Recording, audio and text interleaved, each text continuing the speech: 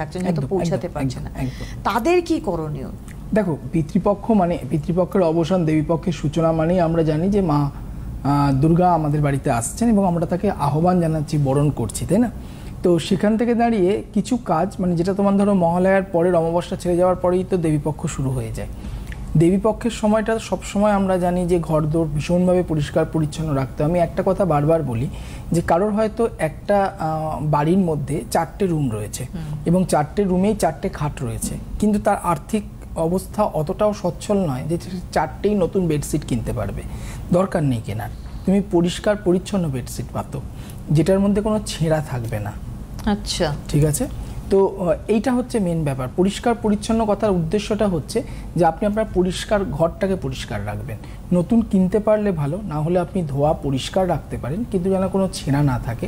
ষষ্ঠীর দিন নতুন বস্ত্র পরতে বলা হয় প্রত্যেকজনকে। ষষ্ঠীর দিনকে আমি যেটা বলি সবাইকে, প্রতি বছরই বলে আসছি, যে গোটা বাড়িটা সকালবেলায় ঘুম থেকে উঠে ষষ্ঠীর দিন যেহেতু মায়ের অকাল বোধন হয় এবং তারপরেই অধিবাস হয়, তো সেখান থেকে দাঁড়িয়ে গোটা ঘরটাকে গঙ্গার জল ছিটিয়ে আগে পবিত্র করুন। পবিত্র করার পর তারপরে একটি বাটির মধ্যে লাল সিঁদুরের সাথে তোমার ঘি হতে পারে, সর্ষের তেল হতে পারে, গুলিয়ে নাও।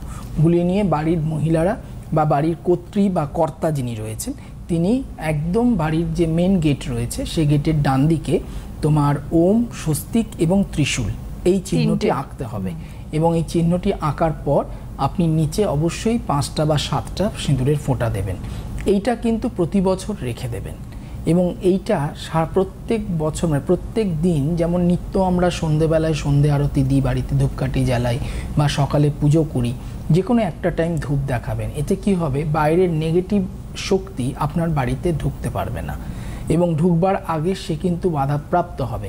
বাড়ির মধ্যে একটা পজিটিভ এনার্জি গ্রো করবে।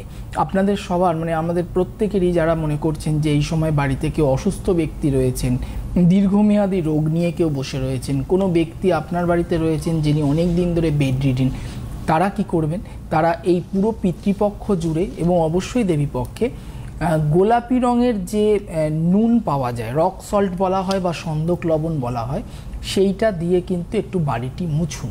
বাড়িটি প্রত্যেক দিন মুছুন, দেখবেন ওর মধ্যে আপনার যত নেগেটিভ মানে আমাদের যত নেগেটিভ যে শক্তিগুলো বাড়ির মধ্যে যে নেগেটিভ এনার্জিগুলো রয়েছে আস্তে আস্তে গ্রাস করবে, বেরিয়ে যাবে বাড়ি থেকে এবং পজিটিভ এনার্জি গ্রো করবে।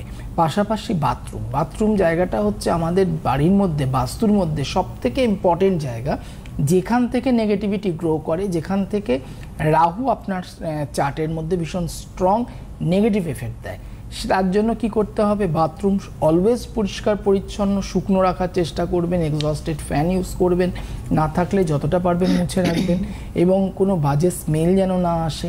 আর পারলে অবশ্যই সেই সন্দক লবণের সাথে একটু সন্দক লবণের সাথে একটু ফিটকিরি দিয়ে আপনারা অবশ্যই বাড়িতে দক্ষিণ দেওয়ালে বা পূর্ব দেওয়ালে বাথরুমে রাখতে পারেন এবং উইকলি মানে শনিবার যদি রাখলেন পরের শনিবারটাকে ফ্ল্যাশ করে দিন, মঙ্গলবার যদি রাখলেন পরের মঙ্গলবারটাকে ফ্ল্যাশ করে দিন, প্রত্যেক সপ্তাহে চেঞ্জ করতে হবে।